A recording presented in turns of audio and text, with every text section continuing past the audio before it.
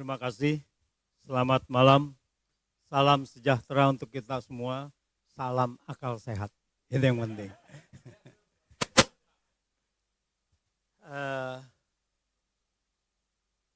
Tadi ya beberapa sudah disampaikan, tetapi saya ingin mempertegas lagi pendapat saya bahwa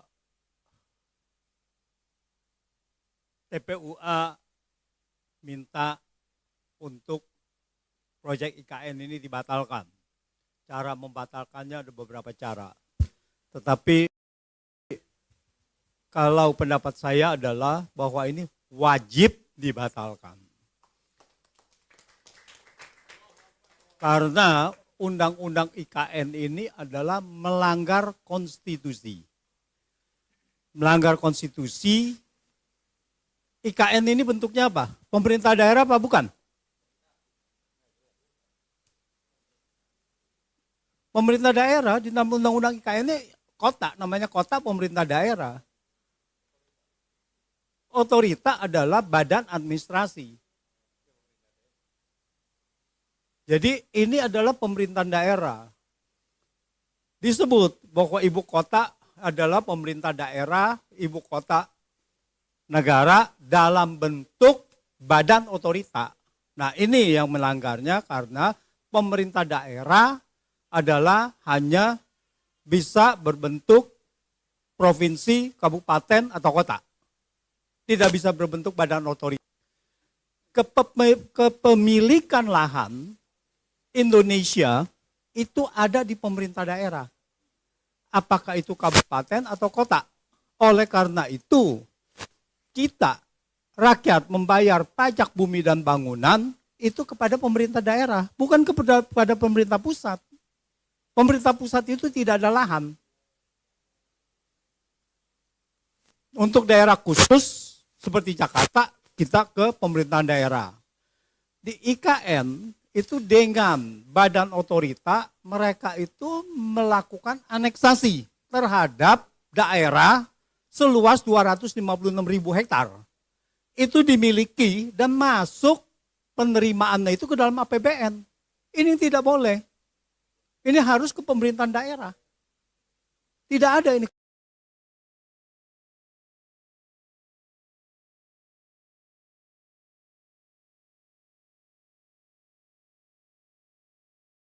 Karena di sini adalah pemerintahan Jokowi ini mau membangun IKN itu melalui APBN. Karena tanpa APBN tidak mungkin daerah bisa membangun ini. Inilah tujuan dari awalnya. Bahwa publik dibohongi, tidak ada dana APBN apa segala, kita sudah tahu bagaimana pembohongan-pembohongan yang sudah dilakukan oleh pemerintahan ini. Pembohongannya ini begitu sistematis, sampai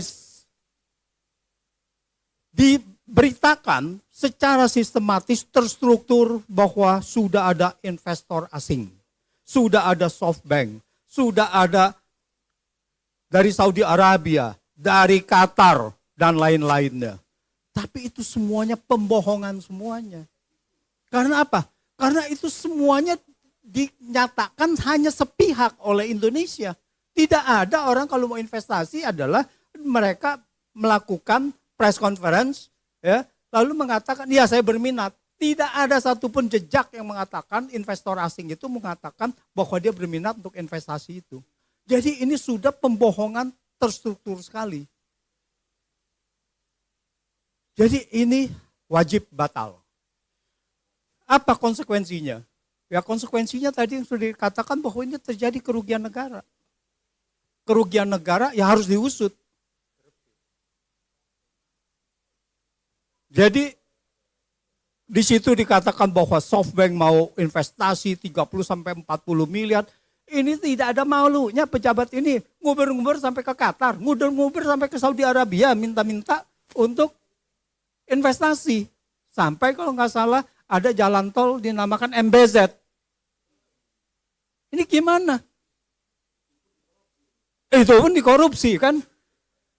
Sangat luar biasa gitu. Nah, jadi ini mau tidak mau bahwa ini harus wajib batal. Jadi saya sarankan TPUA ini mau jalan apapun ini harus batal.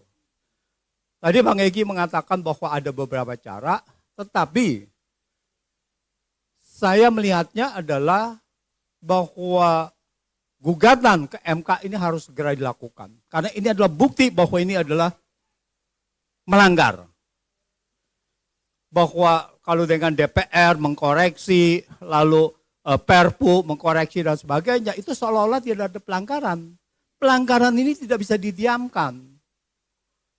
Jadi ini harus dilakukan bahwa nantinya ada, karena toh proyek ini akan mangkrak juga gitu. Tidak mungkin bisa diteruskan dengan APBN kekuatannya segini.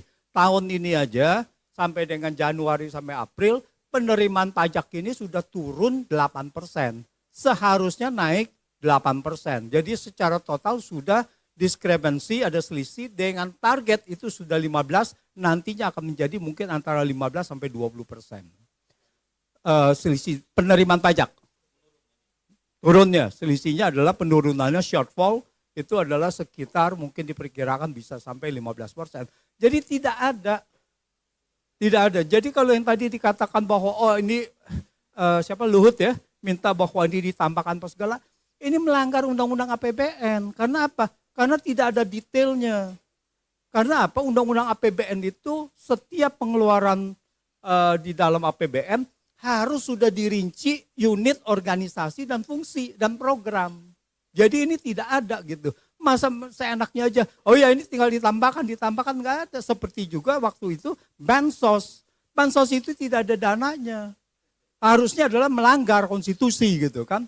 Melanggar undang-undang APBN gitu. Ya. Jadi merugikan keuangan negara.